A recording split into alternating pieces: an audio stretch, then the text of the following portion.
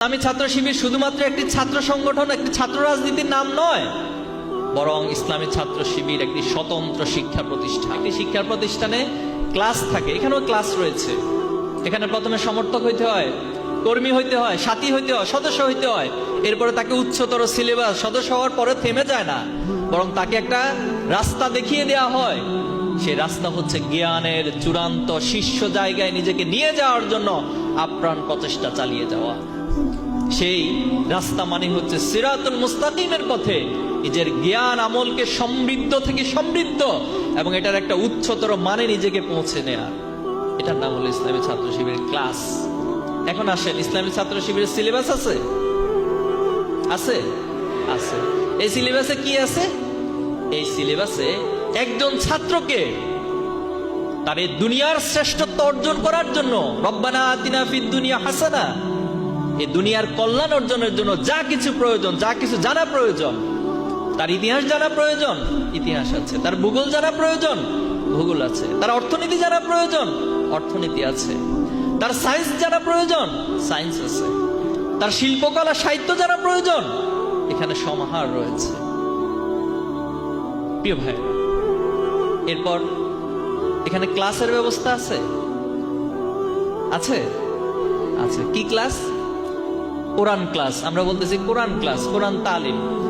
একজন মুমিন হিসেবে, একজন ইমানদার হিসেবে একজন ছাত্রের তার কোরআনকে জানা, কোরআনকে বুঝা, কোরআনকে হৃদয়ঙ্গম করা, আফালা ইয়াতাদাব্বারুনাল কোরআন, এই আয়োজন ছাত্র শিবির নামক শিক্ষা প্রতিষ্ঠানে আছে।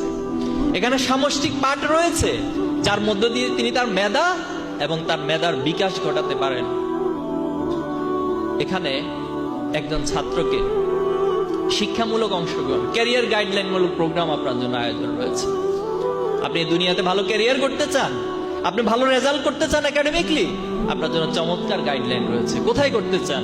ক্লাস 1 থেকে 10 আছে। ইন্টারমিডিয়েট আলিম লেভেলে করতে চান, আছে। আপনি বিশ্ববিদ্যালয় মেডিকেলে ভর্তি হতে চান, আপনার জন্য চমৎকার আয়োজন এখানে আছে। এরপর আপনি আর কি জানতে চান? আপনার নৈতিকতা প্রয়োজন, নৈতিকতার সর্বোচ্চ মানদণ্ডে পৌঁছার জন্য যত আয়োজন, সব আয়োজন ছাত্র শিবিরের কাছে আছে। আপনি আপনার এই সমাজের কাছে দায়বদ্ধ থাকার জন্য আপনার ভিতরে একটা মূল্যবোধ প্রয়োজন। সেই মূল্যবোধ তৈরি করার জন্য যে আয়োজন, সেটাও ছাত্র শিবিরের মধ্যে আছে। আপনি আপনার পিতামাতার প্রতি সম্মান প্রদর্শন করতে হবে, সেই লেসন, সেই টিচিংও এখানে রয়েছে।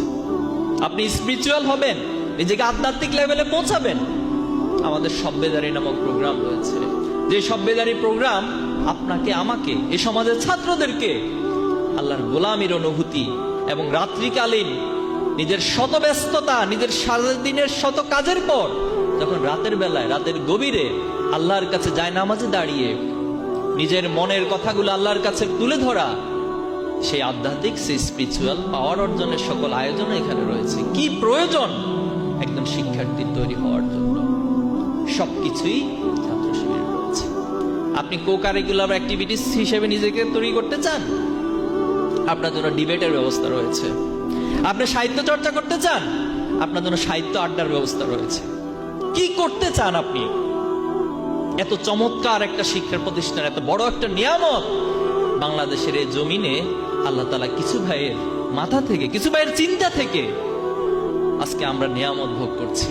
কিন্তু দুর্ভাগ্য হলো সত্য, গত 15টি বছর বা তার আগেও অসংখ্য ভাবে, বিভিন্ন ট্যাগিং এর মাধ্যমে, বিভিন্ন অপবাদের মাধ্যমে ছাত্র শিবিরকে মোকাবেলা করা হয়েছে। কিন্তু সেই মোকাবেলার ফলাফল কি দাঁড়িয়েছিল? সেই মোকাবেলা যারা করেছে আজকে কি তারা পরাজিত হয়েছে, নাকি ছাত্র শিবির পরাজিত হয়েছে? কারা পরাজিত হয়েছে? তারা পরাজিত হয়েছে। তারা পরাজিত হয়ে পালিয়ে গেছে। আমরা তাদেরকে পালাই যেতে বলি নাই, অথবা আমাদের কোনো দাবির মধ্যে পালাই যাওয়ার কথাটা ছিল না। আমাদের দাবি ছিল, আপনারা আপনাদের ভুল স্বীকার করেন, আপনারা আপনাদের অন্যায় থেকে ফিরে আসেন, আপনারা ভালো মানুষ হিসেবে নিজেদেরকে সমাজে উপস্থাপন করেন, আর সর্বশেষ গিয়ে বলা হয়েছে আপনি পদত্যাগ করেন। কিন্তু আপনি পালাই চলে গেছেন কেন? তাহলে এটা হচ্ছে নৈতিক পরাজয়। মানুষের যখন অসত্য দিয়ে, অন্যায় দিয়ে সমাজকে পরিচালনা করে, তার ভিতর নৈতিক পরাজয় বরণ করতে হয়, তার ভিতর নৈতিক পরাজয় ঘটে। এবং সেটাই আমরা দেখছি আজকে ছাত্রলীগের 15 বছরের অপরাজনীতি, অপশাসনের কারণে ফ্যাসিজম কায়েমের কারণে আজকে সাধারণ ছাত্রদের মাঝে ছাত্র রাজনীতিটা একটা ভীতি আতঙ্কের নাম হয়ে গেছে। অথচ তারা ছাত্র শিবির নামক যে এক চমৎকার পরিবেশ, শিক্ষার প্রতিষ্ঠান, এই চমৎকার সুযোগটা তারা কখনো পায় নাই। ইনশাআল্লাহ আগামী দিনে আপনাদের হাত ধরে, এই কর্মী ভাইদের হাত ধরে এই সমাজের ছাত্রদেরকে বুঝাইতে হবে যে ছাত্র শিবির কি পরিমাণ, কোন মানের শিক্ষা প্রতিষ্ঠান, এবং ছাত্র শিবির কোন মানের কর্মী, দায়িত্বশীল এবং সমাজের ভালো মানুষ তৈরি করে। পারবেন?